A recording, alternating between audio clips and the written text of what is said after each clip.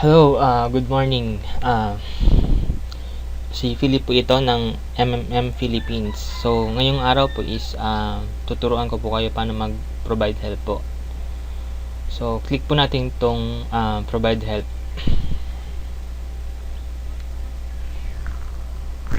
So, dito po, check po natin yung box, tapos click next.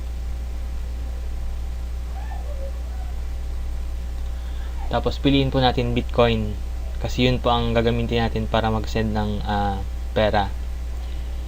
So click next po. So dito naman sa deposit amount, lalagay po natin kung magkano yung ilalagay nating amount.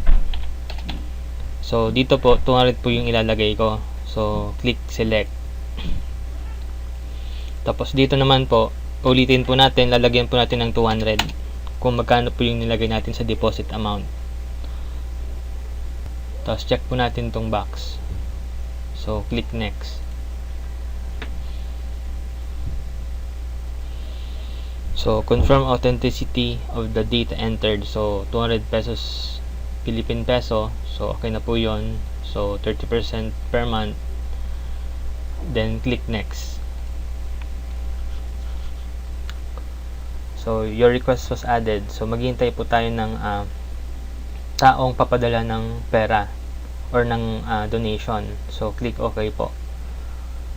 So makikita po natin dito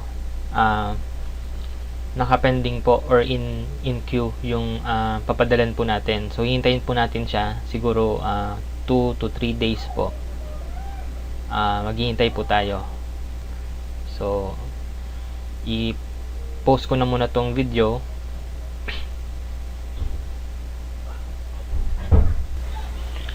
Hello, so good morning po. So meron na po tayong papadala ngayon. So siguro kagabi pa to na-assign. So ito po yung details niya.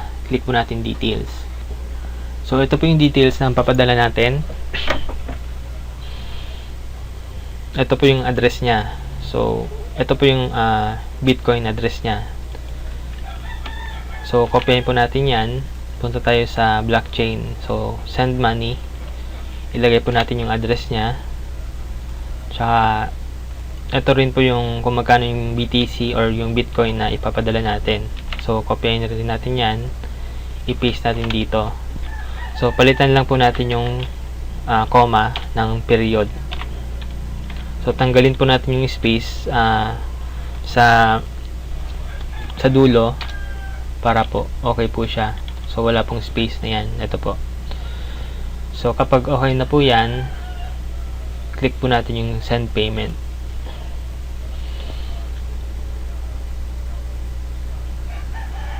So okay na. So pag chinek po natin dito sa may transaction, makikita po natin na ipadala na po siya, kaya lang unconfirmed pa. So ang gagawin po natin ngayon is gagawa po tayo ng screenshot. Sa paggawa ng screenshot, gagamit po tayo ng Paint or MS Paint. So balik po tayo dito, click po natin sa keyboard natin is yung button na print screen. Pag click nyo po yan, i-press nyo rin sa keyboard nyo ang Control V. So lalabas po yung screen nya, yung transaction nya. So i-crop nyo po yan para po konti lang yung information na lumabas. Ayusin nyo po, tanggalin nyo po itong nasa ilalim para yun lang makikita yung transaction nya. Tapos paliitin nyo po. At huwag nyo pong itatago yung amount. Kuha ulit po kayo ng Paint na program. So bali dalawa na po yung Paint na binuksan ko.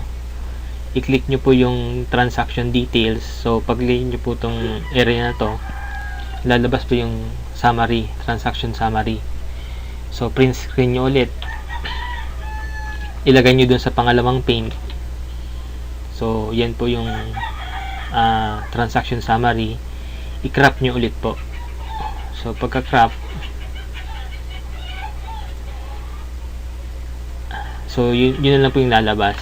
So i-control A nyo po at Control C.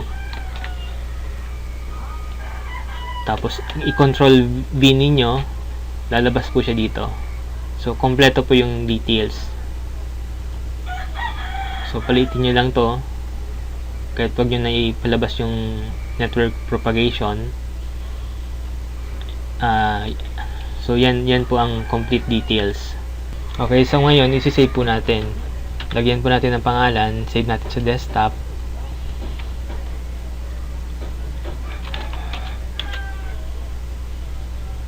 Yan po. So yun po ang patunay na naipadala po natin yung pera or yung Bitcoin. So click po natin yung I completed this payment. Tapos hanapin po natin yung ginawa nating screenshot. So browse file po. Nasa desktop po siya. So ito po yon. Pag na-select nyo na po, i-click nyo po yung open. So i-upload po yan sa system or sa website. So pwede nyo po siyang ilagay yung cursor sa gitna ng picture. Makikita nyo po yung pangalan na ginawa nyo. So .png po siya kapag picture. Okay, kapag okay na po yan, i-click nyo po yung next. So ito po yung summary po niya. Bitcoin address niya, yung pangalan niya. So makikita nyo po dito, pati po yung kung magkano yung pinadala mo. So pag okay na po yan, click nyo po yung next. So lalabas po to. So hintayin nyo na lang po ma-confirm ng pinadala nyo yung Bitcoin na pinadala nyo. So pagka confirm po nyan ay magiging pag chinek nyo po sa Mabro, ito pong color red, magiging po siyang color blue kasi frozen po yan for 2 weeks. Tapos after 2 weeks magiging po siyang green. So pwede nyo na pong i-withdraw yung pera dito sa account nyo kung gusto nyo po. Pero pagka ang suggestion ko po is palaki nyo po siya, wag nyo po munang i-withdraw or i-get help. So dito po nagtatapos ang ating tutorial regarding sa pag-provide help po. So maraming salamat po.